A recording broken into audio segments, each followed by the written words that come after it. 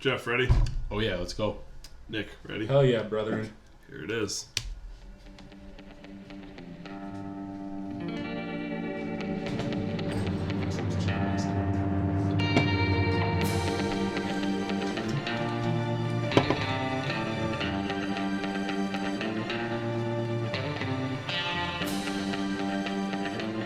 Freshly picked and ready for consumption. Here comes another round of the Radishcast. All right, another Radishcast coming in for you. I'm your fearless commissioner and amazing house host, Mike Fisher. Along with me, just like every time, are my co-host, Nick Spillstole, and Jeff, video editing mastermind, Gregory. Soon to be. Let's turn some rumors into facts. So, as the crew can tell, we got the Radishcast together in one place for the final show of the year. This is going to take some getting used to. I like it, though. Yeah, definitely. It's, Staring into your eyes. Yeah, it's going to be weird. I love you. No delay. No delay. That's nice. Or more delay. Who knows? no. First time doing it. We'll see. This could explode in my face. I have no idea how this is gonna fully work out. Especially editing wise, that'll be tough. Yeah, we'll wing it. It took us most of the morning to figure this out. So morning. yeah, morning. Yeah. So no, let's jump into a couple topics here. So we got the DFS Bowl. Nick, why don't you give us a little bit of a breakdown of where you've made it, how many people are in, you know. So right now we're doing DraftKings. Obviously, you guys got all that stuff I sent in the group chat. I don't know if you guys got any redeemed or the $20 or whatever from anyone. I just got one from Joe. No one used my referral code because apparently the league hates me. Yes. We only got 2 people. Yes. There's more than 2. They do. Yes, they do. I got one from Jordo, so thanks, Jordo. Yeah, so I got one from Joe. We have paid so far as Jordan, Jeff, John, Tony, Joe, and Kyle Monroe, and then Alex and Mike already in it. I see their line. Still haven't paid you? You sure? I don't know, dude. Sexual favor is nothing. Maybe tonight. Who are we waiting on then? Who was left then? 1, 2, 3, 4, 5, 6, 7, 8. We need Stank. We need Troy. We need Ben. We need. Ben's a big gambler, I know. So. And then one more. What's the last one I'm forgetting? Yourself. Myself, of course. Yeah. Yes. Yeah, it is myself. But I paid, obviously. Yeah, sure you did. I don't think you did. Clearly, this is a big old racket. Yeah, and then the breakdown's going to be pretty similar for winning. We've got more than 6, so it's going to be that, 60% for first. Yeah. 28, I think, is what you had in there, percent for second, and 12. So same payout as the league. Yeah, percent. pretty much. Okay, same thing. Okay. Plus or minus 0.5%. Easy enough. Yeah, that'll be an interesting, kind of like, our league's version of the Pro Bowl, right? It's not necessarily your players. You don't really know who you're rooting for, but just kind of a shit show. So I think that'll be a good week 17. It'll be a lot tradition of fun. if enough people get interested. Yeah, and if you guys want to, we can make more matchups too and do it into playoffs. Yeah. If we want to do that. I'd be down to. I think it'll be good to kind of establish it a little bit this year, get some people into it. Obviously, 3, 4, 5 people are joining who've never played DraftKings before, so it'll be interesting. It'll be good to get some people introduced, and maybe we can grow it, like you're saying, in years to come. So I got my feet wet last week, and it was a lot of fun. It's a different thing. I mean, you get, like you mentioned, you get to pick different players that maybe you wish that you had on your team and kind of start rooting for them. And now there's no real playoff or score implication, so it's just like, you can totally root for them then. Let's go. Yep. And So yeah, the DFS Bowl is going to be fun. Like I said, that was one of the tasks that I had kind of put into the league, and I kind of shoved that off to Nick and letting him own that. So, as we continue to grow, I might ask other members of the league to maybe take on a responsibility here or there just to lighten my load. So it seems like it's going well for now. Mm-hmm. We'll see if I can give up power. I don't really think I can. So. All right, one last thing. I just want to jump into a quick league betting recap. So I set some more bets with Tony this last week. I ended up plus another $5. Wow, you're killing it this year then. Making them broke, really. Just taking Tony's money. Not gonna lie, I'm kind of flush with cash right now. So, well, give me my $10 then for draft. Dude, I'm not paying you. So what about you guys? Any more luck this last week? I know, Jeff, you had a down week last week. Last week, I had a down week, and I actually didn't even get any bets into Tony. Okay. I was a little upset. I missed the deadline, and Christmas got in your way. Yeah, there was a lot of stuff He going was on. in the toilet bowl. He had a lot of. He did. He had a lot of concerns with the toilet bowl, Yeah, but so I had to didn't necessarily help prioritize other things. That's fair, I that's never fair. got one into Tony. I wish I would have. You but- get anything in last week, Nick? Yeah, I went even. I only picked John winning correct. Okay. Yeah, so Okay. Jeff not covering that spread. Yeah, it's interesting. Most of my betting was actually maybe against some of the picks I made on the show last week. I had a lot of underdogs that worked out for me last week. So before we jump into it, I'll jump into some of our pick records for last, prior to this week we're about to talk about. So I was sitting in the lead at 29-12, and Jeff and Nick very close behind. Jeff at 25-16, Nick at 24-17. So only a game back. So that one was tight. The second place battle, maybe is something to have some shit talk come after this. I know you guys already know how it worked out, but so that everyone else can learn, let's hop into it.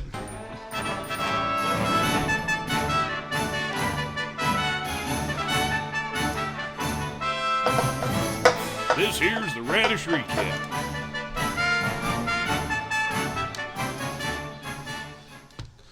All right, the Radish recap coming in for you. So we had our first matchup, probably our biggest matchup of the day, was a championship game. Coach Alex Cooley, mind you, and Team Grizzly Adams taking on I Am Left-Handed and Coach Kyle Monroe. Monroe, the 18-point favorite in this one. Cooley said, "Not today." With the 103-79 win. Nick, why don't I throw this one over to you first? Hit that drop, baby. Was this what you wanted? This is what you're hoping for? You had Nick's Bum of the Week. Spare any change, sir? No, off! hanging out in there. Yeah, there we go. So the bum of the week for me here, pretty much is all the Arizona team. They performed, team. the entire team that was on Kyle's team. So Edmonds getting hurt, that sucks. But Hopkins and Murray, kind of a down week against San Francisco. Arizona only scored 12 points. 15-8. You're used to a lot more than that. And you needed a lot more out of that stack. Yeah.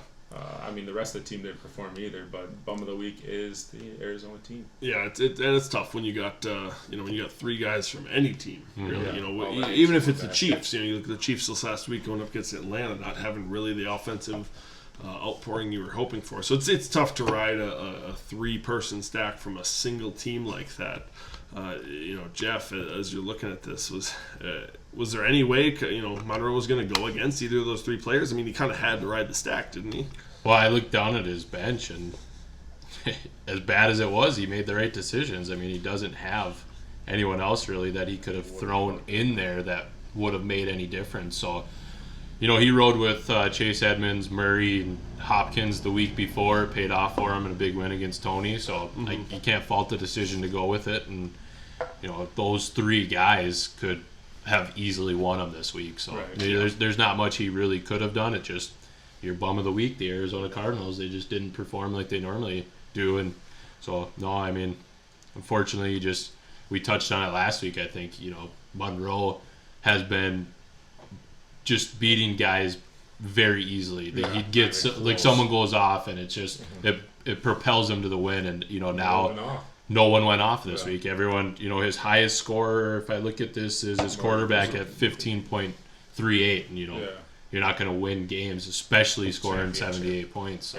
Championship Yeah, exactly. Yeah, it's the biggest game of the year. It really is interesting, and you have to look at the other side of the ball. You have to look at Cooley. I know 103 is not necessarily a crazy win. It's not like he did all this stuff, but this has been what his team's been doing. They've been consistent. Even Travis Kelce in a really low-scoring Kansas City game, he got him a good, serviceable. He had a touchdown. He had quite a few yards, and his players just kind of do their thing. They never, he's never going to put up 160. There's that Corey Davis zero bomb in there too. Yep. Hey, but it doesn't matter. His other two wide receivers, they went off, and between those three guys, they find a way to get it done.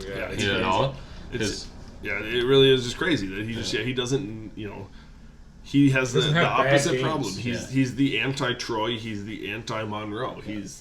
Just the team always that consistent. if you aren't there, he's going to beat you. If you're there, you're going to win. It's tough to have that consistent of a team, and you wonder what his team's going to look like next year to a point.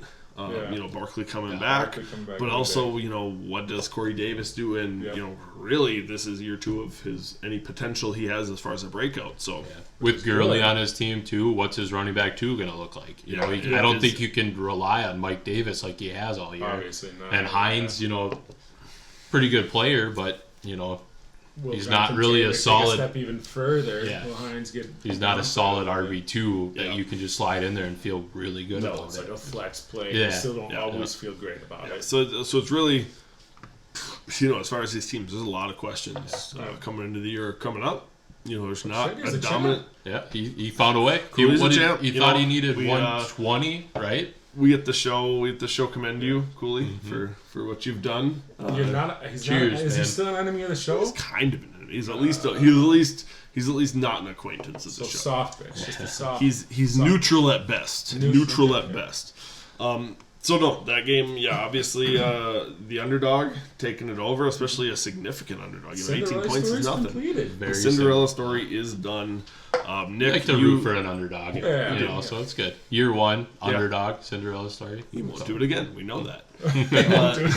So Nick, you picked that one correctly. You had Cooley in that one, mostly because I think you just were hoping to beat Jeff. So and 18 was a big spread. You doubled that one up. You gave it your double up, and you ended up taking advantage. Which now puts me in a good position. Puts you in a good position going into the next 2 matchups. Well, also, Mike. Half point. Oh, actually, before we leave it, Jeff's worst coach of the week. So part of the reason that we accepted the double up was because Monroe's team has been going off every year, every week. He finds a way to get 130, 140. But, this week, it's kind of exciting. Monroe is our worst coach. You haven't heard that before. Yeah, you haven't heard it all year. The biggest game, the championship game, his team just didn't perform. 79 points is not going to get it done in that final winner-take-all. And for that, he's the worst coach of the week this week. Yeah, I don't think there's going to be many arguments there. It's not often you are, because he scored less than everybody else that played this week. Of the 6 teams that went, he wouldn't have even got out of the toilet bowl if he was playing. So, not an ideal situation to finish a year like that.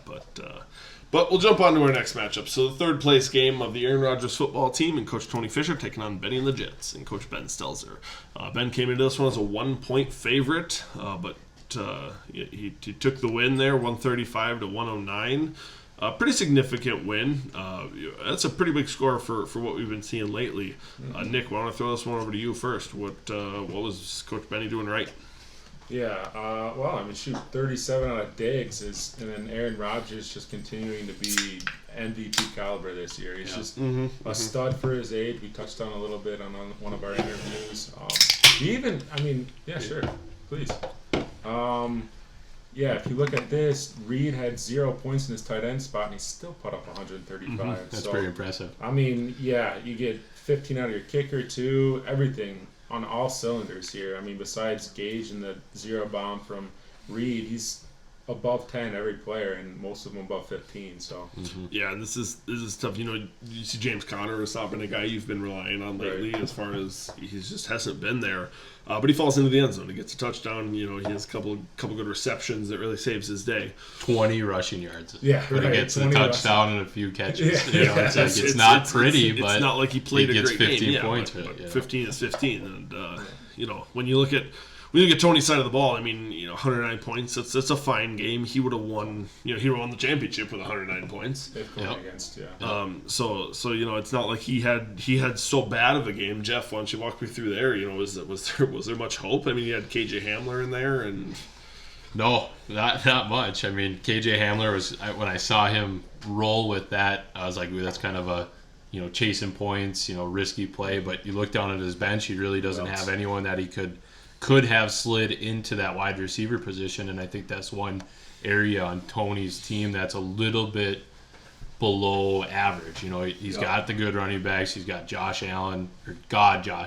Sorry, the guy is just a beast, and tight end solid, but just needs to find that last wide receiver spot, and that really hurt him this week. But it, with 37 points out of Diggs and Benny's team putting up 135, it wouldn't have mattered this week. But yeah, and it's tough. You find out earlier in the week. Michael Thomas all of a sudden going on IR. Devontae Parker not playing for the second straight week. Makes it hard. Those are the tough things, and this is where really you start to see which teams can overcome a couple injuries, and which teams just are buried by injuries. We were looking at Benny. When Will Fuller went out, is that going to bury him? Is that going to stop him from getting as far as he could? A third place finish for him. That's not bad. He was able to overcome a little bit. Especially with like we said, the huge performances from Diggs and Rodgers been doing it every week. So and Diggs just looks solid. Yeah, that's a great pick trade that Ben was able to work out there. I love that. And so as far as actual NFL concerned, I found out on the broadcast the other day. So Stephon Diggs goes to the Bills. They trade away a first round pick for him. That first round pick was used on Justin Jefferson. Really? So basically, the Bills gave up Justin Jefferson for Stephon Diggs, And it's interesting, other first-round receivers, when you look at Henry Ruggs or you look at Jalen Reagor, you're not pumped with every first-round receiver. So when you're the Bills, if you can get rid of a first for a proven commodity, albeit on a rookie contract, so it's a little bit better for the Vikings here. But the Bills would do this over. Yeah, but that's what I'm saying. You're not doing that. They said, okay, we're going to use a first-round pick on a receiver, and they said, well, why don't we see if we can turn that into a known receiver, an NFL receiver. Let's go get the guy we want, and Josh Allen is benefiting a lot from that significantly. Yeah.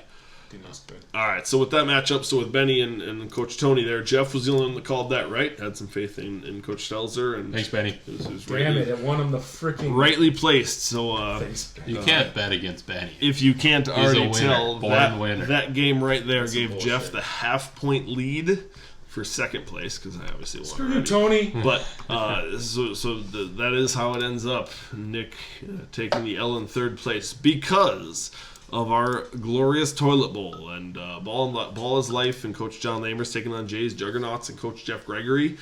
Jeff was a 7-point favorite in this one, but got upset, John, with the 99-96 victory. All of us picked this wrong. We all had some faith in Jeff here. Maybe a little misplaced. John coming out of the woodwork, a couple of good coaching decisions.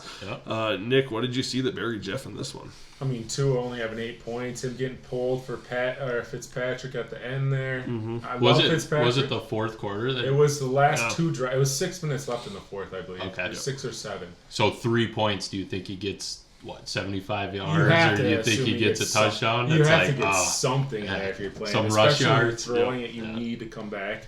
So, I love Fitzpatrick, and I'm going to get a jersey probably. Fitzmagic. Yeah, dude. It's a dope jersey. Miami, I think. So, I don't... You look at that, Tua's the big thing. That really sucks. You had a great game out of Gio. Two quarterbacks on your bench that could have rocketed past. That's also true. But Andy Dalton, I haven't played him. No, I played him my bye week just because I wanted to give the guy some love and But he had some fun. But he's been solid. He's had the last 2 weeks. What was it? Last 2 weeks. The last 2 weeks he's been good. This past week's 26 against Philadelphia, 17 against San Francisco before that. So he's been hanging out, in the mid to high teens, and then just had one blow-up game. Not like you're going to pick Andy Dalton, obviously. If you're going to go against Tua, you're probably going to go with Matt Ryan. But he had a solid game, too. I understand the decision. Matt Ryan projected less. Well, Vegas had a terrible pass defense, Las Vegas. So it was a good matchup for Tua. I was pretty confident going into that. I thought that he was going to have a pretty good game. He had a really big game the week before. So it's am I chasing points? Am I just riding the hot hand? I was kind of hoping getting his top tight end back, Gesicki, was gonna, find some love, some good connections. So I was pretty confident with the Tua play. I don't think anyone expected him to get pulled with 6 minutes left, and they throw in the old veteran to bring out the win with their playoff. Fitzy, I love him. Yeah, their playoff contention on the line. Got COVID now, but but it worked. So I guess the one other roster move maybe is the Mike Williams versus Curtis Samuel. That's one that to me is a toss up. Curtis Samuel's been quiet. Curtis Samuel's gone off. Mike Williams has all the talent in the world. Keenan Allen got ruled out. You got to think he's going to get a little bit more. but the other, you made the wrong pick. Curtis Samuel would have won you the game. So, was there any consideration there, or was that? Yeah, no. I mean, that was my question. I had Mooney in there, even with the Bears. I was throwing his name in there because I was like, I need to find someone with McLaurin getting ruled out. If McLaurin's in there, I probably win this game. Yeah. He gets me that 10 points, 11 points, and that's the 3-point margin. But with Keenan Allen getting ruled out, the way Justin Herbert's been throwing the ball and that Chargers offense looked, I was like, okay, Mike Williams is going to come in. I think he had 10 targets and only 4 catches. Yeah, he had. So it's like, it was a rough night for him. Yeah, it's tough. That is tough. He catches one more ball. He's a big play, deep ball guy. He catches one for 20, 30, 40 yards. It's pretty in his realm of capabilities, and I find a way to win this. But that's probably the one thing. You look down, and Curtis Samuel had a good game, 18.3, but it was a toss-up between those two players. And Denver's not a good pass defense either. Not by any means. And wide receivers is a really tough position because there's some receivers. I think Mike Williams is a great player to have on your NFL team. Yeah. Because he goes up and gets balls. He's crazy athletic. He's a big guy at 6'4". That's the guy you want on your team because of how it draws coverage, how it affects the defense. But he just hasn't proven the ability to be a consistent fantasy player, and that's where you really have to balance, kind of separate those two worlds of what's good for the NFL versus what's good for fantasy. Henry Ruggs on my team, is a speedster. He changes he opens other people up. How an NFL defense decides that they're going to game plan something. So he's a great NFL receiver, but he's not a fantasy receiver that you want to have. So it's really, it's constantly interesting to me how you have to kind of really balance those two. A guy might be a first-round pick because he helps the whole team, not because he himself is going to be a standalone good. And on the other side of the ball, though, too, Tom Brady had almost 30 points at halftime. It's like the dude Detroit not get a garbage time touchdown. Yeah, that's true. Doesn't get a garbage time touchdown. It's actually so bad that they ruined Jeff's guarantee. Yes, I know. 2 yards because they didn't even need to play Tom Brady in the second half. It was just that bad. Detroit is so bad, and I know a lot of people give Stafford slack, but you see the team the last 2 years without Stafford and with them, and it's like. No, he's their best option. Mm-hmm. Yeah, he's not the problem. You put problem. him on most teams, he's not the problem with that. A lot of Lions fans in the past have been like, Stafford fucking blows, and it's like, dude, look at us. Have you seen Stafford. Chase Daniel play? What do you want us to do? We're bad. What do you expect with those guys in there? Yeah, exactly. But to throw it to John's credit, he made a couple really good plays. With the Irv Smith probably is the biggest one. He goes, I think he wrote it in the league feed, he went against the experts and decided to play Irv Smith. I was watching this game at the in-laws' house and everything, and Irv Smith was going off, and I had to control myself to not throw a temper tantrum and just get upset. But it's he got 2 touchdowns, 20.3 points. It was a great play. He's a young guy. He's going to be a red zone target like Rudolph was, and I think he's much better than Rudolph. Yeah, he's more athletic by far. So that's interesting, and we actually had the chance to sit down with Coach John, so curious to jump over there and maybe hear his perspective on this game, as well as maybe some other topics. So why don't we jump over to John's video right now? All right, here we are, joined with Coach John Lamers from Ball is Life. John, welcome. Thanks for having me. Yeah, it's nice to have you. I'm sure you're, sitting on cloud 9 today. So you escaped a tough toilet bowl against the co-host in the studio today, in Jeff Gregory. So why don't you walk us through a little bit of your feelings, maybe leading up to the toilet bowl, during the game. Break down the game a little bit for us, and then now that you walked away unscathed. Yeah, if you look at my team, everyone makes fun of it, right? It's bad, but it's like, who might get me 8 points this week? And that's what you kind of look at and you hope. Made a few last-minute decisions. Sat Rashad Perriman. That would have got me a whopping 0.6 points. And then I put Irv Smith over Jared Cook, which ended up helping out quite a bit as well. Mm-hmm. Looking at Jeff's team, mostly I'm going to hope for 90. It seems to be the number I've been getting. So sure was a good start to the first 2 days with Tua just not showing up. Mm-hmm. Jacobs collapsing at the 1 twice just so he wouldn't score and end the game. That's the theme all year. Oh yeah. Yeah, that was a couple early, game ones. Oh, he got stopped, but then he's purposely doing it, and and then unfortunately Tom Brady got pulled at halftime. I think it was worth it just to see Jeff's guarantee get missed.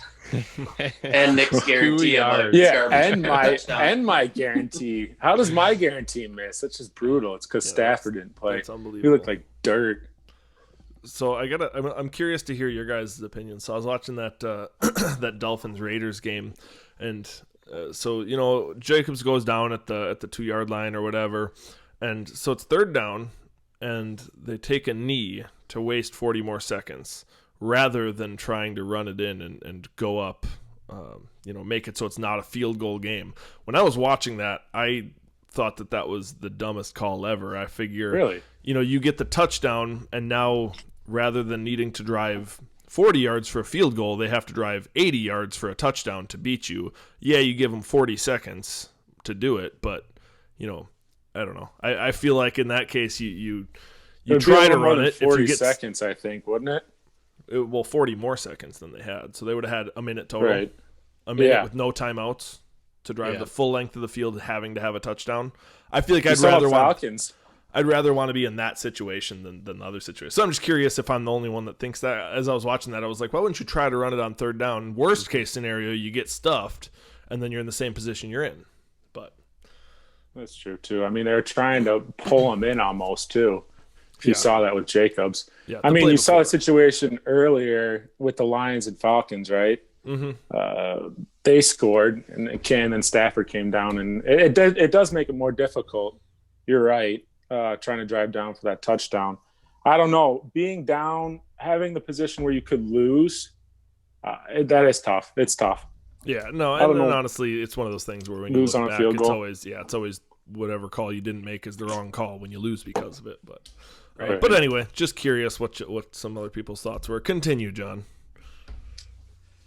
Well, then Sunday rolls around.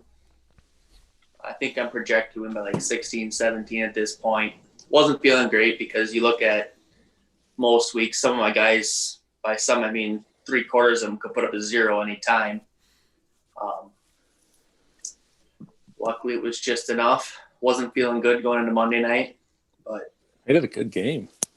Good toilet bowl match up there. Mm-hmm. Yeah, it was. It was the most interesting game on the weekend, and the one I was most excited to see. Exactly. So I'll move on to the next question, John. Was there any trash talk between you and Jeff? Can you get into the details if there was? Not much really. I don't think I texted you till Sunday night, just asking if he was nervous or not. Yeah, they were both scared. Yeah, it was pretty quiet. I mean, the only thing was that Sunday night text, and I think it was something like, "You think you got this?" or "How confident are you?" With my kicker going against his running back, and I mean, it was pretty 50-50 in my mind. So I was like, "Well, we'll see what happens." I think looking back, I obviously would rather have a running back going than a kicker, but it all depends on how the game goes. Yeah, it's kind of funny. We the three of us commonly have calls on my way home from work and talk about the show and what we're gonna do that week or whatever. And it's funny because we had a call Monday night as I'm on my way home from work, and what I said was, what I really hope happens. I hope Zach Moss gets a touchdown right away at the start of the game, because then it'll be super interesting. It'll because I know Zach Moss isn't going to get 100 some yards. Like if he doesn't get a touchdown, it's not even going to be close. Tyler Bass will outscore him for sure. And so I was like, I hope he gets just like a 1-yard touchdown right at the start of the game. And then it's going to be, neck and neck the whole way. Kicker will get a couple points and Zach Moss will get a couple yards. And that's exactly how it played out. And it's just really funny because I'm sure Jeff is mad that I was rooting for it. But yeah, going into that game, I was thinking that Jeff had it locked up. I thought, I wasn't confident in Zach Moss getting touchdown or anything like that. So it's interesting. And I was surprised. I guess I hadn't watched carefully how they split that backfield load, but it seems like it was every other drive pretty consistently. Yeah. But even on Singletary's, it would have been Singletary's second drive. or third drive for him. They put Moss in at the 5-yard line. I don't know if you guys saw that. Yeah, that's when they threw to the tight end. He's been the goal line back most of the year, it seems like. Yeah, they were going 50-50 back and forth each series, and then as soon as they got inside the 10, Zach Moss comes in. And probably the most frustrating thing about our whole matchups is the tight end drop, easy, wide open catch, the play before Zach Moss plunges it in for a touchdown. But no, it was an exciting matchup between us, John, and I'm glad the viewers got to see it too and got to enjoy. So. I got a question for you though. As you look at your roster kind of going into next year, John, you got a lot of guys that have potential to kind of take over. Who is your like hidden gem on the verge that you think is going to help you ultimately compete for a championship here, if not next year or in the upcoming years? I got to take a quick look at my roster here. Being that I have so many fantasy leagues. Being that this is the one I concentrate on the most, believe it or not. It's the one I'm the worst in, but it's the most fun, I think. I would believe it. That's honestly the biggest compliment that we can get. Honestly, I love when I hear that. I've heard that from a couple of people. I think it was Jordan said he's going to have to purge some of his leagues next year just so he can focus on this one even more. So it's been the overwhelming what I've been hearing is that people are very engaged in this league, which I'm loving. I'm going to go with for my hidden gem. So I have a lot of young guys, so there's the obvious. I'm hoping A.J. Dillon gets the starting spot. I'm hoping Zach Moss takes over. The surprise one here, and it might be a little bold because he kind of flopped in year 2 here, but I'm going to go with McCole Hardman. With Demarcus Robinson and Sammy Watkins leaving for free agency.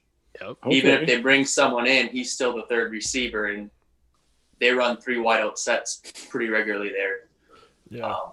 And with all the people that focus on Kelsey and Hill, I mean, he's just gonna throw on that next guy up. He's just gonna clean up.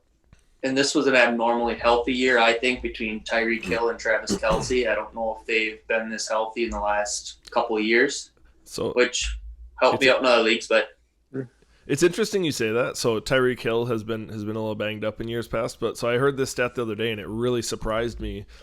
Travis Kelsey missed most of his first season in the league, which was 2013. Since then, so 2014 to now, he's missed 1 single game.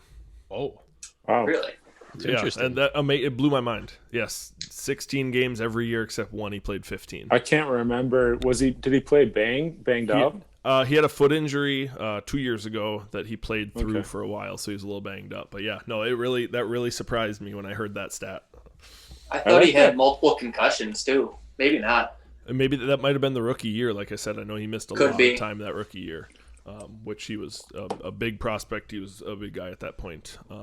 But yeah, no, the tough part is Kelsey is, with that offense, you almost need an injury because although they pass so much and they go crazy, the number 2, really is Kelsey or Hill, depending on how you look at it. The number 2 receiver isn't as valuable as maybe a number 2 receiver on another team that doesn't have quite as monster of a tight end that gets 1,300 yards. It'll be interesting with Hardman. Second year, third year, normally wide receivers break out. So we'll see. We'll see here. Yeah, and I didn't know Sammy and Robbins. I didn't know both of those guys were free agents. Yep. I do believe Sammy took a contract hit this year just to stay with. Really? He was a free agent before this year, I believe, and could have went elsewhere for more money and chose to take less to stay. I know that was a big thing in the offseason. So, but whether somebody's willing to do that every year, you win a couple championships, eventually you want to get paid. So, right. Okay, we'll go on to the next question here. I don't know who wrote this one, but John, I got one question for you. What's your deal? I can't even expound on that. I just got to know what your deal is. What is your deal? Great question. I don't know what my deal is. That's gotcha journalism right there. You're welcome for that Gotcha. question, Nick. Yeah, what the heck? Well, I guess Preparing for all these hard questions all day, and I get, what's your deal? That's a pretty hard one. You couldn't answer it. Like I said, But should've been more prepared. we can expound on that, I guess, with trading away the entirety of your team. What's your deal when it comes to that? I think I overestimated what a draft pick could be worth. Okay. That's a simple part of it. That's what it comes down to. Of your first and second overall pick, is it a shot in the dark? Absolutely. You could end up with Darius Geis and Corey Davis. Not saying Corey Davis is terrible. Yeah, you're not going to end up with. Can you guys hear me? Yeah, I can hear you. All right. I think my earphones just died and they're just taking the noise canceling off. Gotcha. Oh. But yeah, like you said, there's always a chance that you can bust on those. Not every year you're going to get the Saquon number 1 or the Jonathan Taylor. He went number 2 this year in most drafts just because of Clyde Edwards-Helaire. But did McCaffrey go number 1 in his draft? No, he was a little bit later in the first round, I believe. Yep. I mean, Kamara was way back there. Yep, he was a third rounder.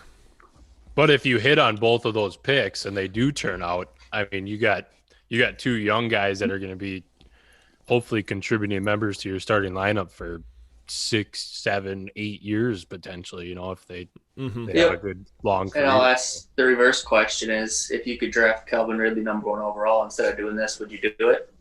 I would. I think most guys would. Yeah. We'll know soon, I suppose. If Calvin Ridley was in the draft pool right now, because he's such a known commodity, right? I think that everyone would take that. Hey, I know that this guy's a stud in the NFL. Versus, I hope this guy that's 2 years younger or 3 years younger is going to be a stud. So, exactly. Wait and see is basically what it comes down to. Yeah, depends what you make of that pick, John. So, yep. So it'll be curious to see. John, this is just a personal question for me and you, but if you're willing, can we put our kind of rooting against each other's team, always hoping each other teams to lose behind us so we can kind of get back on the good side of everything? It's kind of exhausting keeping track of my scores and then having to look back and see what you did in the same week. So your unofficial rivalry. Yep, our unofficial rivalry. Can this come to an end? Non-league sanctioned rivalry. Sure. Unless I trade my draft pick to you again, then you can cheer against me. Hey, I'm all for doing another trade with you next maybe year. you can hose Jeff next year. Yeah. For now. So John, not an enemy of the podcast anymore. Is that what I'm hearing? Yeah, longtime friend. It's possible. Now longtime friend. Longtime friend John Labors. Short-time friend, I don't know. Yeah, just recently. All right, John. Well, so the last thing I want to do before we let you go is give you a chance to be the star here. So why don't we jump into John's segment? John's Milk It for what it's worth. So this is John's Milk It for what it's worth. John, maybe a player or that was, somebody got every last drop out of. I'll let you take it away. You can explain your reasoning. All right. So when I first heard I was going to be doing this, I thought this guy's got to be on Cooley's team, right? You look at his team. There's no superstars. It's all just guys who consistently score average points. But I looked through and couldn't single out a guy. Could have picked his whole receiving core, but they're a bit too young. That maybe they're breakout players. The other guy I thought of was James Robinson, just because he was quietly consistent this year. I mean, I think he ended up the number 4 overall running back. Finally decided on David Johnson. Had to choose a guy from Nick's team. Besides the games he missed this year, I did not realize how well he was doing. It just steady, consistent scoring, and you never expect it. You see you're playing against him, you think, he might get 8, 10, and it seems like every week he was putting up 14, 15. So David Johnson wins the award this year. Oh yeah. David Johnson, the milk for what it's worth. I mean, looking at that too, whoever's in that backfield. I mean, last year too, they just use them so much in Houston. Mm-hmm. Thank you, David. Well, and that's the thing. Last year, no one was excited to play Carlos Hyde on a regular basis. Right. You weren't scared when you saw Carlos Hyde on the other side, but yeah, you're absolutely right that he was in the same boat, that he just was getting it done. So no, that's curious. That's a good one. I was really when I gave this to you and when I thought of what you might do, I really did think you were going to go with Younghoe Koo, every last kicker point that he could get. So that's curious. That's the big one, though. Way to go against the grain there. All right. Well, John, we appreciate you taking the time. Appreciate you coming on the show. Thanks for clearing out my enemy ship of the show. Now a friend, at least of Jeff. One less enemy. Still got Cooley as the enemy of the show. We both can rest easy now, John. I know I will. Yeah, I didn't get a chance to bash Cooley's team like he did mine, but that's okay. I'll let him enjoy his championship. There's always next year. Always next year. All right, John. We appreciate you taking the time. Have a good one. You guys too. Bye, John. Bye. All right. Well, that was nice to see from Coach John. There's some good conversation there. Mm-hmm. So glad John and I can be friends again. And we can buried the hatchet, so to say. We can come to terms. Jeff coach. Jeff buried a literal hatchet in my living room. What the? So after this week, after these matchups, I retained my lead despite not winning a single pick this week. So 29-15. Jeff just barely squeaked by Nick, 26-18 to 26-19. Fuck you, dude. Lost by half a game. And that's the thing. It came down to that Ben Stelzer game. I don't even know why. That's the biggest thing. How do you bet against Ben Stelzer? I know. You can't do that. I shouldn't have. I mean, that was a no-brainer for me. I don't even know why I would do that. I mean, I would have won if we had the same pick on the Ben Stelzer one. Mm-hmm. I would have won. I mean, it only could hurt me. So this is proof. That's why we're such great hosts, because we pick with what we actually think is going to happen. My heart. Versus what would actually, maybe be the smart move. Yeah, exactly. Or we just don't know and we're just winging it. Dude, that's not it at all. Look at our records. Dude, not terrible. I'm so 500. All of us had a pretty good. I prepare so hard. I prepare so hard. 5 minutes. All right, so with that behind us, why don't we jump into a little filler segment? Ask me the questions, Bridgekeeper. I'm not afraid. This here's Mike's. Will it happen? All right, Michael. You know it's coming from me. I do. I wrote it. Oh, dude. All right. Will you be able to grow a beard anytime in the future? Anytime in the Anytime. future. You're 20. You're going to be 27 shortly. Yeah. He was just talking this about is a couple weeks. It's a couple weeks right now. I know you can't see it. We can't either. So it will happen. That's just wow. Hope. That's just hope. We'll have to tune in and we'll tune years in and years to years. come. And see that was Mike's. Will it happen? All right. Well, with that, why don't we jump into a little bit of a news segment? You gotta spend money to make money. I got my money, bitch. So you gotta spend money to make money. What was that secondary drop? I want my money, bitch. It's from that video of Will Ferrell with the little girl that's trying to get her rent money. I want my money, bitch. She's a 3-year-old landlord. You should look that up. It's pretty funny. You guys should look it up too. And while you're at it, subscribe to the video. Subscribe below. Slap that like button. Swipe up. Wait. All right. So a little bit of discussion. So you got to spend money to make money. We're gonna take a little bit of time here and maybe just do some discussion on the draft. So some upcoming draft picks. There's a lot of interesting things there. I know John Lamers with the number 1 and 2 pick is a really interesting position to be in. Also, Joe Thomas sitting at the 6-7, having pretty much 2 picks in a row every round. Owning most of 5-6, yeah. Owning a lot of Troy's draft picks there. So having a lot of consecutive picks is going to be an interesting strategy. Before we jump into the discussion, why don't we jump over to Coach Joe Thomas and a little bit of an interview we had a chance to sit down on. So let's take a look at that.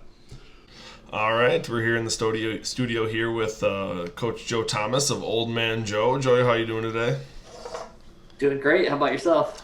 Oh, I'm doing well. I know we got the regular look going on, but oddly enough, we are all in the studio together. So we're all sitting here, but because of the severe limitations on my audio and video editing skills, we are all in our own little box on the screen. So bear with us a little bit. We'll figure it out. It'll manage. Yep. So yeah, we'd never have a struggle with it. I mean, no, we're all good. We're a one-take show. We only ever put out the first take. So everything you're seeing, that's live, that's real, that's the first time, no matter what. So Coach Joe, I do want to touch with you a little bit on the year for your team. You ended just outside the playoffs. A top seed in the legendary Toilet Bowl. So. I guess just want to get your feel. Was it what you expected? Were you hoping for a little more for your team, or did they outperform? Where were you at? Yeah, like you said, finishing in the middle of the pack is never really where you want to be. So, we were hoping for more. We thought we had a good chance to be a playoff team and make a run, but looking at some of the other team's talents and the acquisitions they made and everything, they really took a run at it this year. And about midway through the season, I just seeing where we were at and the progress we were making, I thought we were a little too young, a little too experienced for this year. So we thought next year maybe we had a better chance. So we kind of made some trades, made some moves, get a little bit younger. Acquire some draft picks, and so all in, I'm pretty happy with how things turned out this year. I think the team shows a lot of potential for future years with the players who are already there, and then we've got a ton of draft capital to be able to work and improve upon that even further. Yeah, hefty draft class coming in. Yeah. So that's going to be a nice thing, but also maybe a little bit of a challenge. That's true. I'm trying to figure out how to just manage that many players, right? And, I'm going to have to make a lot of drops after the draft, and so it's going to be tough to figure out, do you keep the unknown new guys that are late round picks, or do you stick with some of the guys that are already on the team? So it'll be interesting. That pretty much answered my next question. I was going to ask if you were concerned with having to trim down your roster after having so many draft picks. So.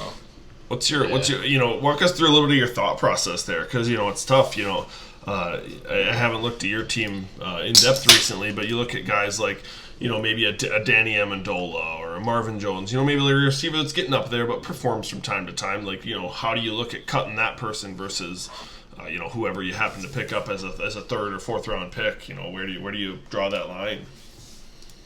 Yeah, so I've got a proprietary system where I basically quantify each player and rank them. So I'll have a full lineup of all the players that are available, and it'll be a pretty analytical approach to see who makes the cut and who doesn't. Is that like a spreadsheet that you got on your desktop or what? That's right. So, I'm working from home. I don't do a whole lot, so it's gives me something to do. So. A lot of spare time. Yeah. I know that's kind of what I'm wondering is all of my spare time, what am I going to do now that fantasy football's over? I might have to this takes up an absurd amount of that time. Download a game or something. Play Clash Royale. Get a hobby. Get back to the Clash Royale days. But there you go. Joe, you kind of touched on, you look at your team and you put a number and ranking to them. I guess who on your current roster is your most excited player? Who are you looking for to going into next year? There's a couple. I'm really happy with what I've seen out of AJ Brown, and that's part of the reason I went for that jersey. Yep. A lot of young potential. I think he can be a top tier receiver for many years to come. And then I've seen a lot of progress out of like David Montgomery, and I moved Miles Sanders to my bench. He's made some progress too. So sent the message earlier. In both those Old man Joe don't take no shit. Yeah, so sometimes you just got to make those moves, but those three I think would be the kind of biggest key to success moving forward. Yeah, David Montgomery was one to me where you looked at him partway through the year and you weren't sure, he wasn't doing a whole lot with the opportunities he was getting. You weren't sure, is Chicago going to start moving on? I think over the last 4 or 5 games he's kind of proven that he can handle that load. He really took a step forward recently, so that's someone that I'd be really excited, versus where I saw him maybe at the start of the year or even mid-year, versus now it's drastically different. Yeah, he definitely made some moves. Yeah, with Cohen going down early after that, he really stepped up, but it wasn't instant. It took a few weeks for him to get his legs going and under him, and then since that week 12, you said, Nick, he really exploded. Proved he could handle that. Yeah. Averaging 20 or more points.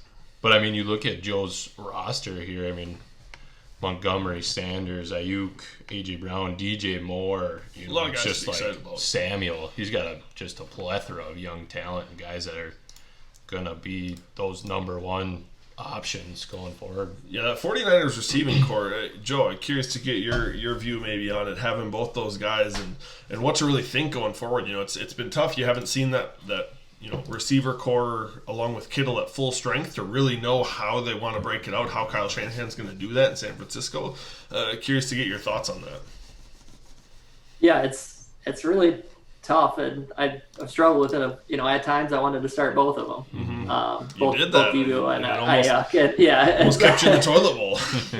Right. So it's tough to manage, and I really didn't get that view this year with Debo being hurt a lot, and and then Kittle, like you mentioned, it just hasn't been the full strength. So, I'm encouraged. I think both Debo and Ayuk, showed a lot of potential, and they can be guys to count on in the future. It's just which one. So I'm curious if all those injuries. With all those injuries, does that change your view at all? When maybe if you saw one that was kind of leaking to the top, you could look at maybe selling off the other one, trying to get draft picks or other players for him. If you felt like you had a read, does that affect your strategy as far as when you're looking at your team and potential trades? Do you feel more inclined to have to keep them to really see how it shakes out? Yeah, I mean, I like you mentioned, I think I do have to kind of hold on to them for a while.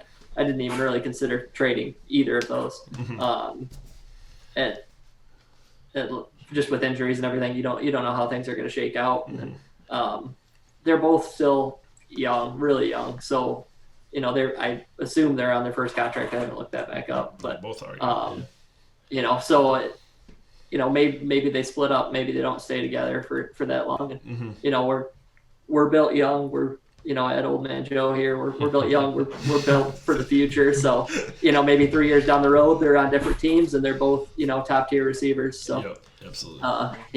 Playing a long game here. I'd have to imagine, Joe, you're going to have a lot of members in the league probably reaching out to you in the off season once the dead period opens up and we can make some trades. Just with that number of draft picks you got and the young talent you got on your team, you could make some pretty positive moves here, I think. Next year, which you be my rival. I'm not too thrilled about that, but we'll see. New enemy of the show. Nah. Yeah, I know. I didn't notice. Okay. We had some maybe unnecessary trash talk going back and forth, stemming from Old Man Joe asking for an award that we did not intend to be a prestigious award. It was maybe originally intended to mock someone, and Joe was like, "I deserve that. Give me that." It's always good to win something.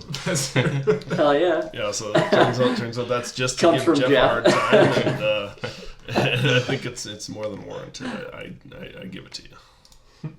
All right, Joe, let's move on to the next question. So, how's the dad life treating you, buddy?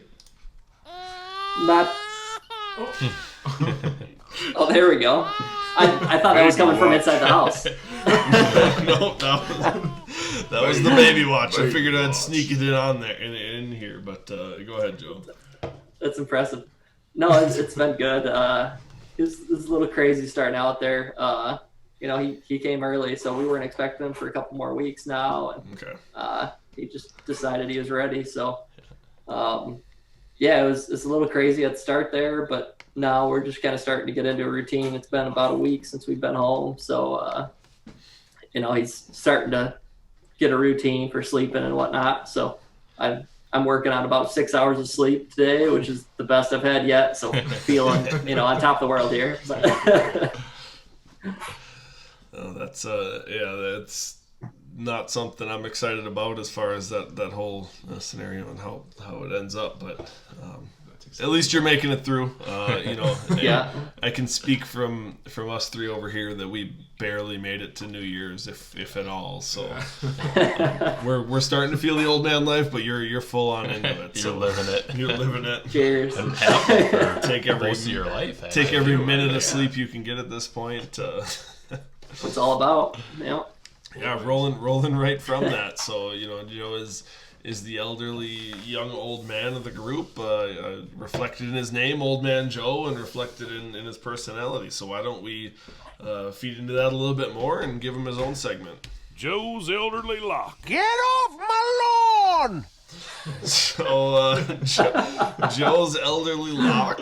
So when we created this, the thought was, maybe a player who's getting up there in age, but the owner can be confident. Next year is still going to be a good year for him. They're not, going to hit that decline. Joe, I want to throw it over to you and let you explain your thinking a little bit. Yeah. So I mentioned a little bit earlier my analytical ranking approach to my team and some of the players I'm looking at here. So looking at some of the older players who did really well this year. You got first off, I want to start out with, depending upon the position, I think age or being old is different. So right, for real. Yep. A quarterback can be good when he's over 30, but a running back usually starts declining. Maybe he's 26, 27, something like that. Yep. So there's a little bit of a weighted scale to this, but you got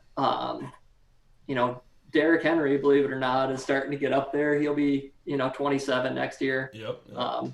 So a little bit past what you'd consider peak for a running back, but he still was the top running back this year. So he's up there for potential, but he's only 27. I still think he's in an okay window, so I wouldn't consider him my lock. You got David Johnson, who's a little bit older. He'll be almost 30 next year. But he was a top 13 running back, which is kind of surprising this year. Yeah, and that's with missing 4 games. So if he could stay healthy the whole year, he'd be a top 10 back easy. So and with the new system he's in and everything, I think he shows a lot of potential. So he's definitely kind of a front runner for that type of award. Looking at wide receivers, I didn't see a ton.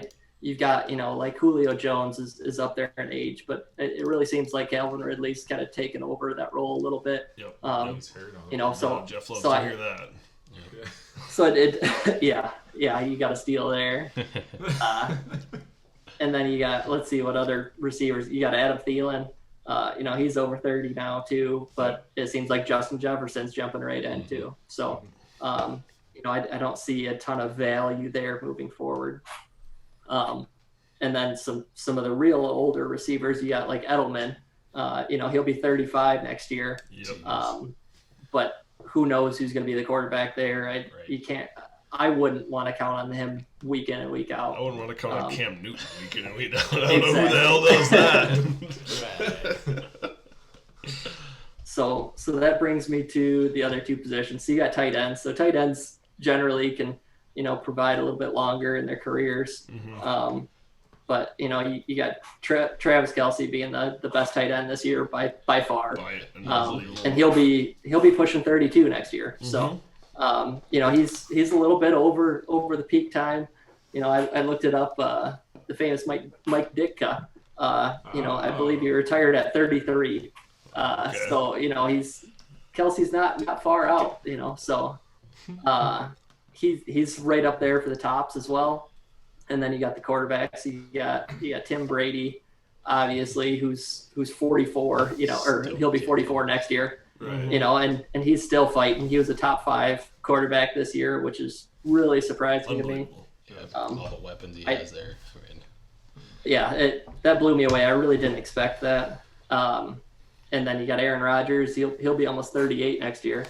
And he was the top performing quarterback this year. So, looking at all those players and what they've done this year and what I'm seeing of, how their teams are progressing and everything, I really think Aaron Rodgers has to be my elderly lock. Okay. That, he's almost 8 years above what I would consider, peak or cutoff age. And he's still a top tier, quarterback. And I think he will be for a couple more years to come. A Lions fan accepting a couple more years of that is, the future. It's a little sad. It's sad Start to watch. Rebuild now, baby. Sad to watch a man's soul leave his body like that. But no, I'd have to agree with you. You look at the older quarterbacks in the league. Drew Brees just passed 40. Tom Brady's 43, but that's such an anomaly. You don't expect to see that every year. So once they get to that age, once you get to 38, 39, you're really questioning every year and every year you got left. But it's tough. You don't see Aaron Rodgers the same way. Maybe it's because of he started 3 or 4 less years, but is that really saving you that much at that point? He's getting up there. You wonder how many years we got left as Packers fans of elite play. Jordan Love, maybe he's the future, but just gotta enjoy it while we can. That's true. Yeah. Another Lions fan? Are you signing on to this one, or I can support that. I don't like it, but I'll support it. You see where he's coming from? Hey, we're full rebuild at this point. We're starting over. So. When did that rebuild start? The 90s. 20 years ago. Yeah, I was gonna say as soon as Barry left. It's a lengthy rebuild, but we'll give it to you. You don't want to rush it, Yeah, do it right. You do it right. Doing it right takes time. That's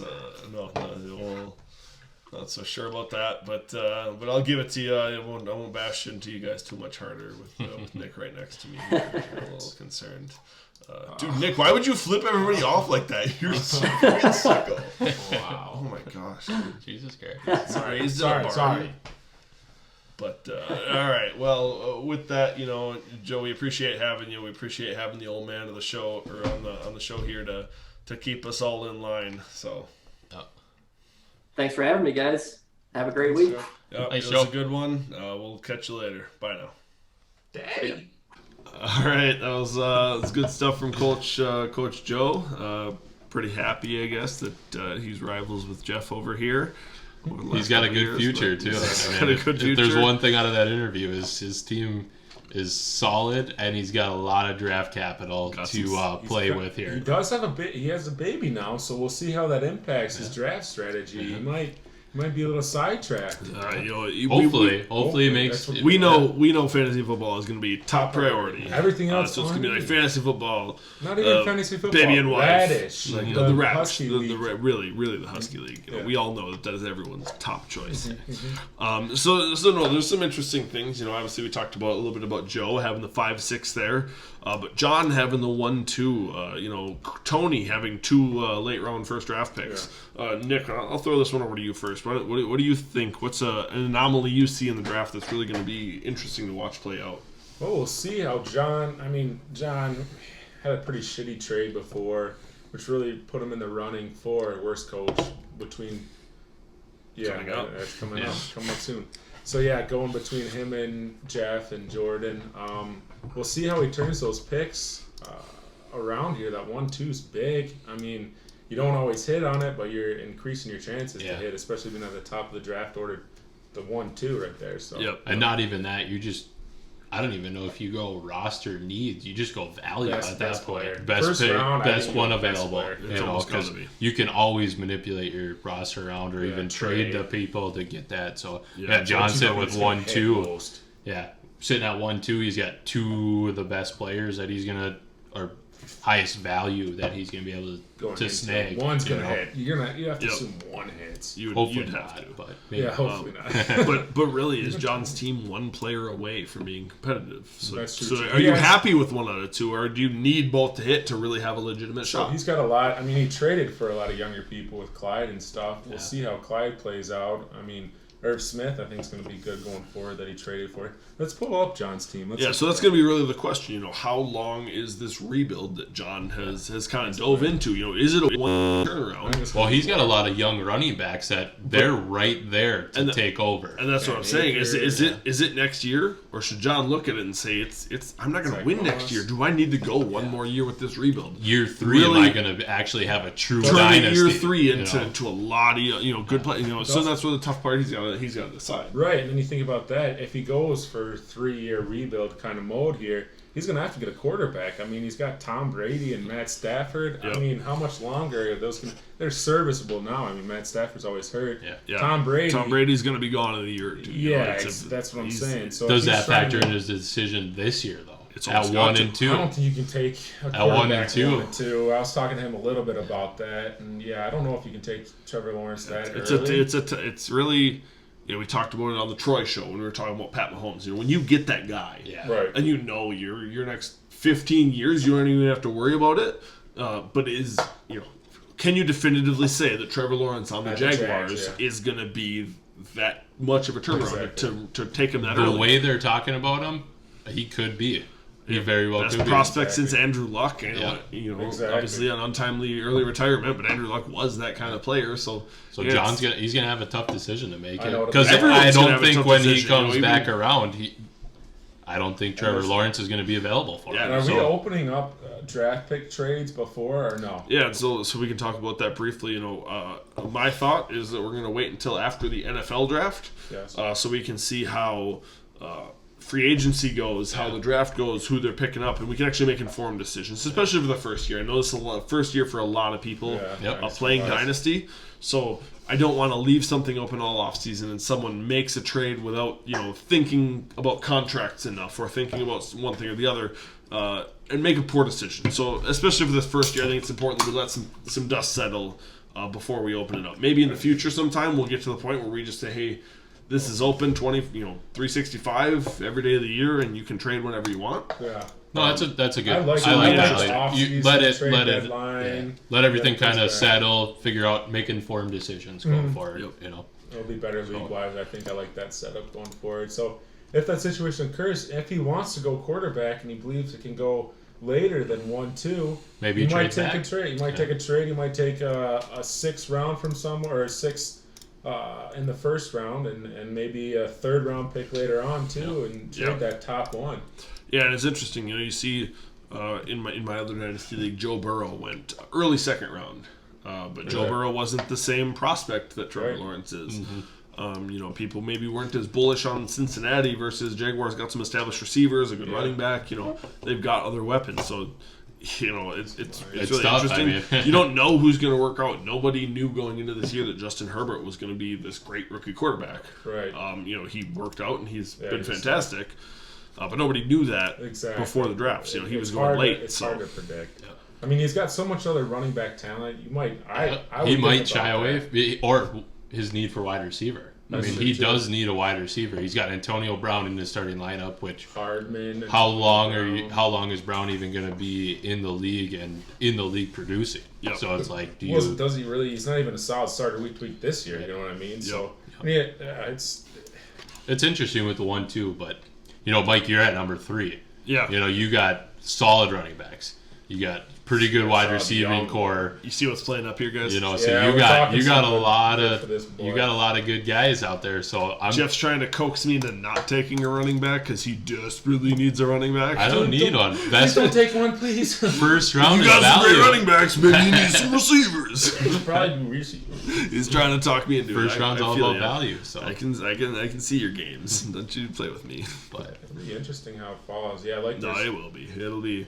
I think it'll take a lot of people, maybe a year or two to really start seeing what those picks are valued at. So does Trevor Lawrence? I want one more thing. Does Trevor Lawrence make it down to 7? Will Joe take Trevor Lawrence? Joe needs a quarterback. Stop trying to prepare for your draft. Yeah.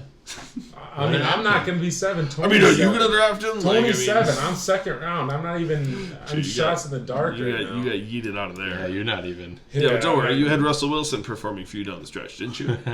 He was cooking, right? He was not cooking. He was making a PB&J. At best. At best. Maybe all not right. even that. Well, with all of that out of the way, let's hop into our award show. Oh. Right? So earlier today, the three of us were able to sit down and have some heated deliberations and a little bit of a silent vote to make sure we were all impartial and everything was above the board. Took all the consideration of the league in the league feed. Thank you for everyone chiming in there. And there was actually a lot of good points that and a lot of bad points too. And a lot of really bad points. Stuff that we would have missed or don't really think you're correct. So it was interesting. I don't think you're correct, or you're wrong. Basically, we're not ever wrong. So. I do one thing we do know. If we're not wrong, yes. Everyone else is. Have we made a wrong not prediction? Yet. I don't think not so. Yet. So far 100% on predictions locked in every time. Garbage time 0%. Every time, 100, 1-0, 0. 1-0. Yeah. No, we've been knockout. So let's get into the award show. So the Coach of the Year award. This has been an interesting one on my mind for quite a while. Cooley has been texting me, telling me that he is the Coach of the Year since probably week 7. Wow. That's so it's been Cooley was barely above 500, and he was talking to me about why he was the Coach of the Year, and bold. And so it's been on my mind for longer than it should be. On my mind. So we know we always say these are regular season awards, right? So it's tough to think back to what you thought in week 13 or how you felt in week 13. But going into it, when I look back at my week 13, Cooley was making it through, but I wasn't convinced in Cooley's team. Right. He made some arguments about why he was the best Coach of the Year. His performance without Saquon Barkley and his ability to squeak out wins whenever it wasn't crazy lopsided. Someone put up an outrageous amount of points. But really, when it comes down to me, and I look at where we were at in week 13, I struggle to see why he set himself apart.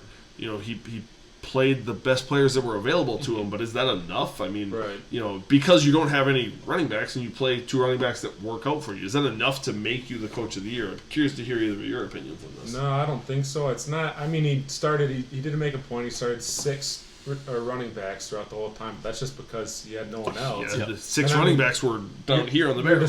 And I'm curious to see how many of those bye weeks factored into those 6 too. So I didn't look back. Either it just way, came you're to deciding me, between 8 or 6 points. Yeah. Like it's not. Yeah. I mean, you have such a low floor or low ceiling with all those guys. Anyways, it's like that's not going to be the reason you win, and it wasn't. It was his receiving core. It was just consistently solid. So it's not him saying that. Yes. But more so it was his receivers that carried him. And he stuck with the same receiving core pretty much the whole all 3 of those guys. All 13 weeks. Just there might have been some variance, but for the most part it was the same 3 to 4 guys. Yeah, and you see a guy that trades away Justin Jefferson, by far the most promising rookie that you've seen out of anybody. Is Corey Davis enough back to make up for that? So it's interesting. It's just. He didn't sway me, I guess. The other guy I look at is Stank. He had some interesting stats, but not a whole lot else as far as to sway me to vote for him.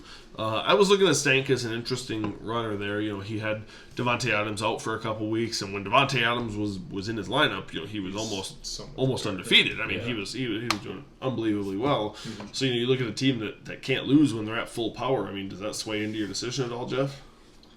Devontae Adams is an automatic start regardless. Yeah. It just so happened this year he's been the best wide receiver out there. Mm-hmm. He's every time in the games he's played, and I'm pretty sure he has the most points in the games he played. So you're saying that's not so much a coaching decision? No, I mean that's your guy that you're going to throw in there regardless. Mm-hmm. Any week that he's active, even if he's a little hurt, but he's going to play the game, you're starting Devontae Adams. That doesn't give enough of when he's out, I lost, but when he was in, I won every single game. Right. You know, like that's not a So coaching thing. was there any coaching decisions that you saw from him that maybe warranted consideration or a vote in this? Not really. I mean, he made a good draft pick with Robinson. Yeah. That's the one thing I was a gonna stud that he had. I mean, looking at his stats, manager stats wise, no games won, negative on point total, points earned comparison to lost. He was negative on that aspect of it.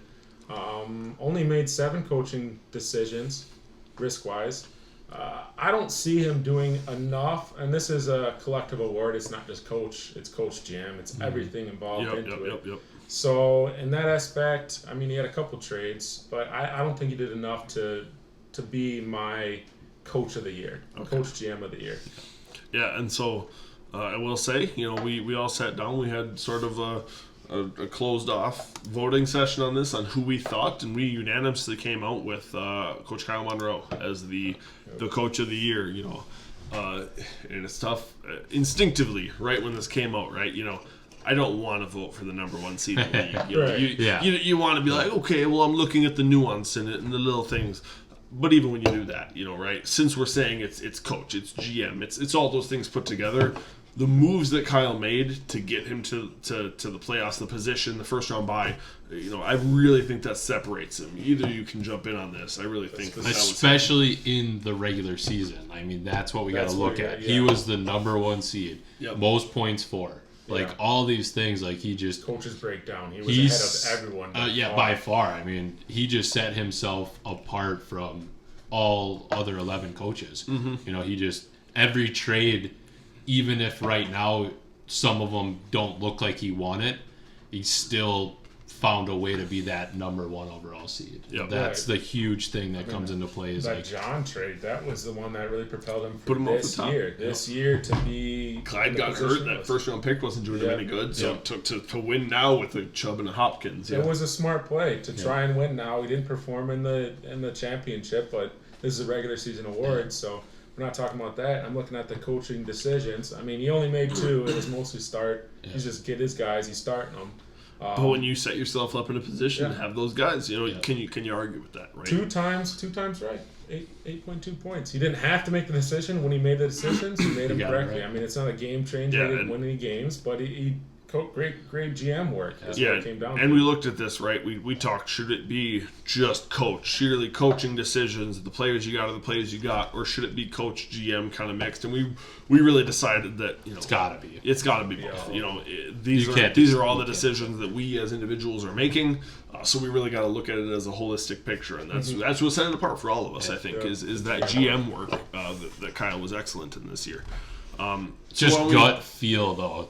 Yeah. You can't. Not even looking at the stats. Gut feel, just the name that all of us instantly probably thought of when it first came to mind and was asked the question was Kyle Monroe. I mean, he had so many trades. He was working around and he made some good ones. So it's and the stats. I mean, they back it. They back it. So I mean, you can't really. Cooley, you had a great year. Stank, you had a great year. There's a couple of Tony, maybe whatever. But it's like Monroe is the name that just keep coming. Everyone came back to it. Yeah, absolutely. No, and let's take a look maybe at the flip side of the coin now. So we got our best coach of the year. Slide over to our worst coach of the year. So this was interesting to me. When we originally wrote it, we put those bottom 4 seeds in our toilet bowl. Really, Jordan, Jeff, John, and me. We were by far the worst. You looked at Joe, you looked at Troy. They were borderline, playoff teams. Right. There was a big separation. There was a separation. So it was interesting. Things started coming out. We heard a little, quick bash from John, a quick bash from Jeff. And all of them were at each other. And so I see myself sitting on the outside, and I didn't really think I had to make a whole lot of a case against myself. I thought about making one. I was about to make one, and I was like, this shouldn't be that hard. I should have some points. And then they started going at each other, and I just kind of sat on the sidelines. Is that fair of me? You guys think I was even in the running for this? Let me answer this. Okay. When I sat down to do my analysis of the worst coach, I originally had Mike in there, and I just kept coming back like, is he really? He's not. It doesn't really apply, So delete. I did that 2 or 3 times, and then I was just like, I'm not even going to consider him. I mean, yeah, you had a large losing streak. But those trades you made are gonna be beneficial, you know. And it's like we're at the end of the year. And at the end of the year, you found enough. So it's like I eliminated you out of the analysis, you know. So no, it is fair. Okay. Yeah, so it's fair that you did that. I think, I mean, you look at your team, Jordan tried to do that, and I don't think he should have been able to do that. So you got to be self-aware of where you're at. I mean, that's interesting. You look at your team versus Jordan's team out there right now, and then, the nine-game losing streak's pretty bad. Yeah, that's very bad. It's not ideal to go from 4-1 to 5. Yes.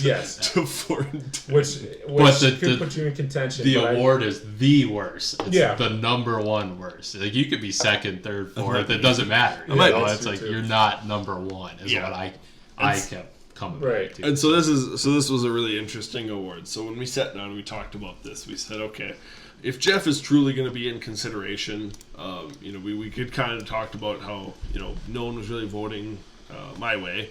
Is Jeff really the best person to have vote on this award? He's part of the award. But it's interesting when we actually sat down, we actually worked it out to make sure Jeff wasn't being impartial. If we thought he was impartial, we were actually going to reduce the quantity of his votes. But it's interesting how it played out. So I want to jump into it a little bit. I'm going to start actually with my own argument here. So when I looked at worst coach of the year, I looked at, when you look at the whole year, Jordan's record's the worst, Jeff's the second worst, and then John comes in behind. But is it really a full year award, or is everything always weighted towards the end, right? What have you done for me lately? You're remembered for the last things you do. And when you look at the start of John's year, sitting just about 500, and you look at the end of his year after he dumped all of his players and he trades all these players away, he swaps draft picks and then tanks so it doesn't actually help him. That was so I just look at some of those moves. Like John has to be the vote for me. I look at what have you done for me lately? What does your end of your year look like? And it was bad. So he might have had a better record than Jordan, but he didn't feel better than Jordan. But all that's in the beginning of the year, those first 4 weeks. Exactly. That's the only time he looks better. When you actually look at the end of the year. So I got to go with John. John has to be my feel. Which is valid too. I mean, it's a year long.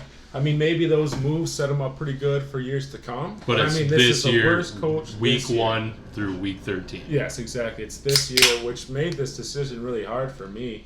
No, I'm good. Really? Bring it over. Right. Which made this decision hard for me. I was going back and forth. Jeff, I kind of eliminated him.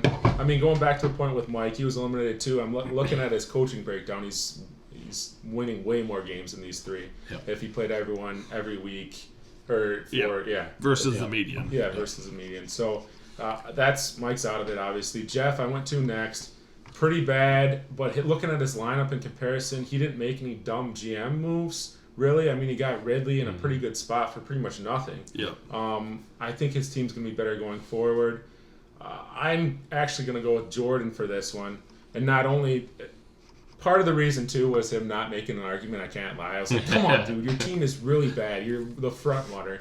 I forget who made that comment on the actual thing. It's like... Cooley did? Yeah. That's cool. You're the worst record. It's like, this is terrible. You need to supply us with something. And then I think even John said something like, you're instantly in consideration once you're the worst record out there. So you're saying Jordan. I'm saying Jordan, and I mean, you look at mostly that trade. I mean, it's hard to just think about, all right, let me take a step back. John's trade was brutal. Now, what years to come could be good. Jordan's trade with Teddy Bridgewater in the first round, and he's not even looking forward. It's just a bad trade this year, and it's a bad trade forward. Like it wasn't a good GM move. That kind of separated GM wise. Even though, like we said, John really tanked this year and made some silly mistakes with Ridley, but I'm gonna have to go Jordan for me.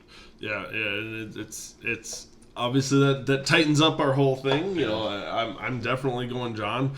And you kind of talked about how Jordan kind of almost talked you into it with his terrible argument. John kind of talked me into my vote. You know, when you throw out a graphic of the top 30 tight ends, come on, man, the top 32 quarterbacks. Okay, so how many quarterbacks you have on your roster? Yeah. Like, Exactly. You have more quarterbacks on your roster than other people, so you get more points. Like, what are what? He had five five top 30 tight ends, and he was bragging about that. That's not something to brag about. Where some people only have 2 tight ends or 3 tight ends on their total roster. If they aren't the top 5 tight ends, they're a pile of garbage. Exactly. They're Top a pile 10, of garbage, and so they mean nothing. Top 10, you're just going to get hit or miss games is basically what it comes down to. If you're 5 through 10, it's hit or miss. You're going to have a couple good games, but you're not a reliable starter. You're never going to So Jordan or John being so bad at arguing for himself really also kind of talked me into voting for him. Did his eye for talent sway you one way too? Eye for talent that he traded away for pennies?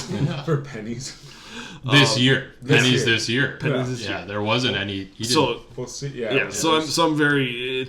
That really it was a close one, did not sway me on John. So Jeff, we're curious to hear your take. You know, obviously we've kind of got our votes. We did this all beforehand. We know which way it's going to go. Yeah. But where do you lie? So we had, just so our viewers though, we had a pretty heated discussion. I mean, we talked for multiple beers. Yeah. Talked back and forth for a while. Yeah. It really came down to points that all 3 of us had to kind of decide on and like weigh. So when I looked at this, you know, you talk about John, his eye for talent. You talk about, you know, he didn't have the worst record, but if he has such a great eye for talent, why did he trade away his top 3 draft picks for potential next year? This is a this year award. Yeah. Jordan, you know, had the worst record, had injuries. Yeah, that's an excuse, but what did you do to combat that for this year? Right. You know, you look at his fab money spent. He spent $1. Right. I look at, we talked about this earlier, I look at a guy like Dak Prescott goes down, Andy Dalton's the next man up, it's unquestionable. What does he throw in there to get that guy? You know, it was maybe a really small. $5. Was it $5? $5. Yeah, $5. You know, that's a guy like, okay, your quarterback's down, go out and get him. Spend $100. You don't have any other option. Yeah, like you had to trade for a crappy Teddy Bridgewater. Yeah. If you have Dalton, maybe you don't make that trade, and now you're sitting with your first round pick, and it's the number 1 overall. You know, the other thing too, it's like, what about his depth? You know, you have a few injuries, but you're starting 2 tight ends most of the season. 2 tight ends. You know, you're kind of throwing in guys hoping they hit. It doesn't really make you have to make hard coaching decisions because you're following the experts. You know, when the biggest win of your season is trading for Marvin Jones and Robert Tonyan.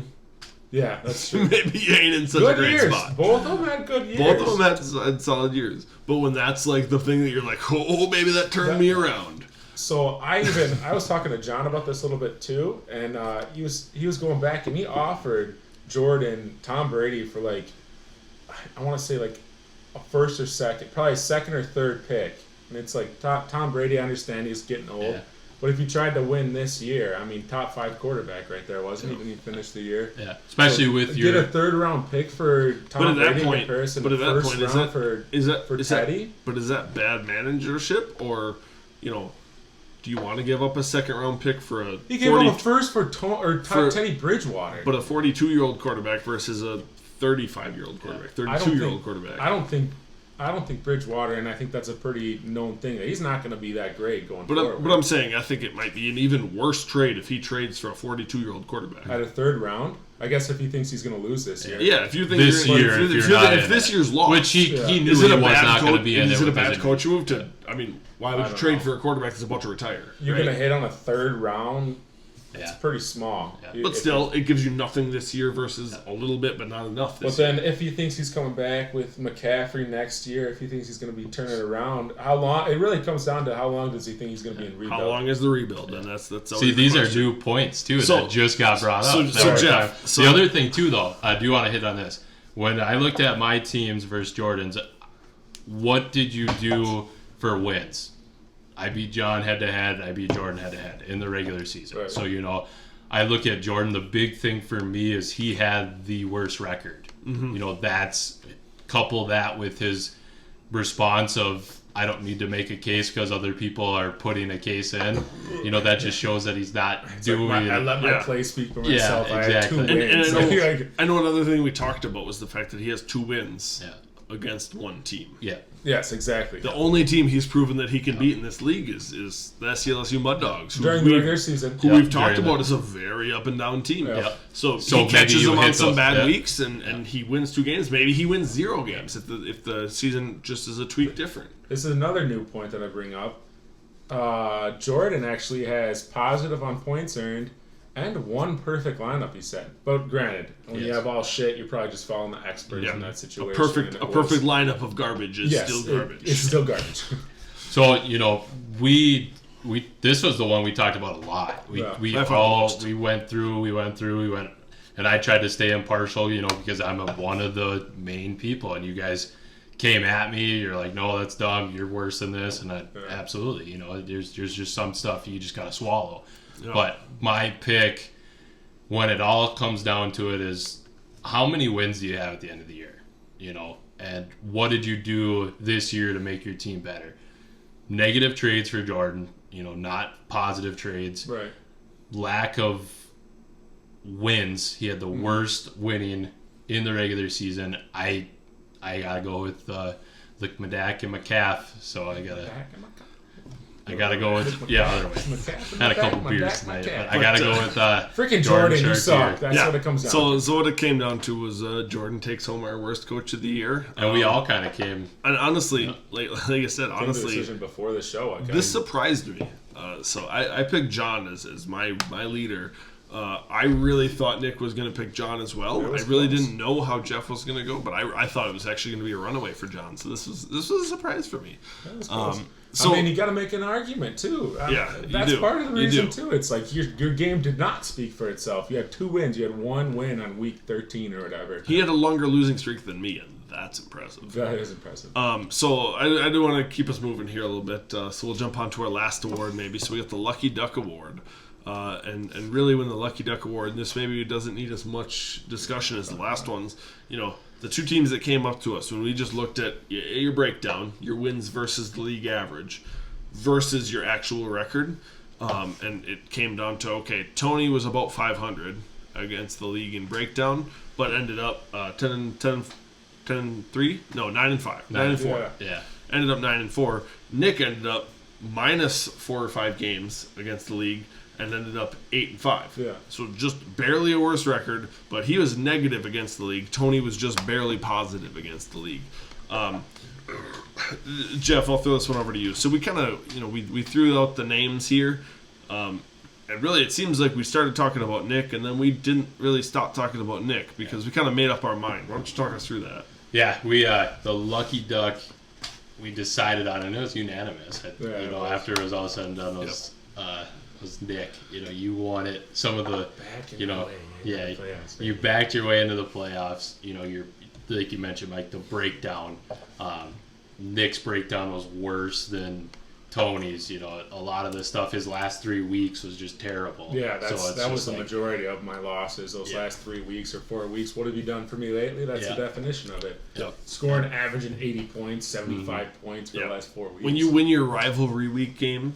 A couple close 75 points. Yes. You scored 75 and won 2 games where I think you won with 0.5 points. Under a point. 0.5 and 0.1. John and Joe. When you really break down all the stats, it ended up not even being close. Like I said, we talked about Nick, and Nick was like, well, what about this? And we were like, but you're way worse than everybody else. And what about this? And it just, there was nothing that this was one of those cases where the statistics backed. They speak for themselves. They backed the. You got your feel, but then you also have facts.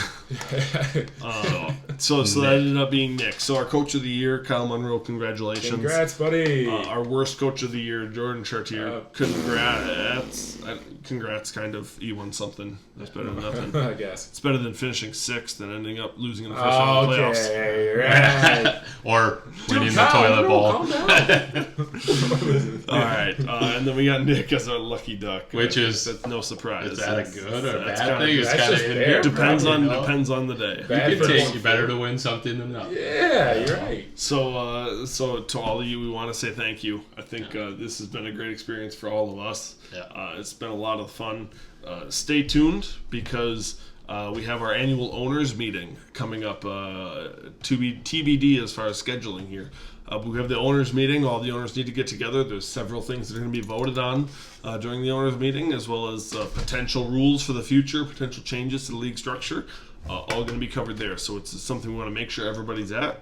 And I'm in the process of preparing for it. I have a whole list of topics to talk about. We released the rules for Jeff as well for that hype Yeah, I need. Yeah, so because I'm not very good meeting. at video editing, get those rules over to me as soon as possible. So that's going to be all part of the owners meeting. The owners meeting is going to include reveal of the rules to Jeff. So like I said, we'll get in mind ideas. What that deadline is, so that our guys, our playoff teams, can get together and really make a decision on those. So with that, thank you all. Yep, it was great fun. Season for all of us, and we will see you probably around NFL draft time. So. Yeet. Everybody have a good one. Yeet indeed. Cheers, boys. Cheers, boys. Cheers Good it up. Radishcast, baby. Webster's Dictionary defines radish as a swollen, pungent tasting edible root high in potassium, which can help lower blood pressure. Or more importantly, 3 guys spitting nonsense and talking about fantasy football. Add salt and pepper and chomp into another episode next time. See y'all later.